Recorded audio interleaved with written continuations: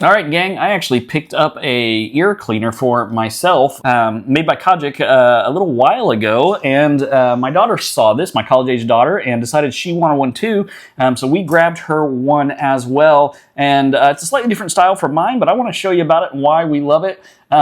This is a manual ear cleaner that allows you to clean out the wax and buildup from the inside of your ear canal using only warm water and the pressure generated just by pulling this trigger. It's a pretty straightforward design. You got a bottom cup here that you will make sure you fill it with the appropriate temperature water, not too hot, not too cold. It simply goes into place here. There is some arrows to help you line it up to make sure you know it is in place properly. And then you put this cup side up to your ear with this aimed inside of your ear canal, and you simply pull the trigger. Now, by pressing hard and fast, you're going to get a stronger stream, or slower and steadier, you're going to get an easier stream depending on what you can handle. And this cup on the top is what's used to collect anything that comes out of your ear, keeping the clean water separated from the used water, the expended water. This is a great option because it is not battery operated. You don't have to worry about charging it or anything like that. And it does come with extra tips, because who wants to share this after it's been inside of someone else's ear,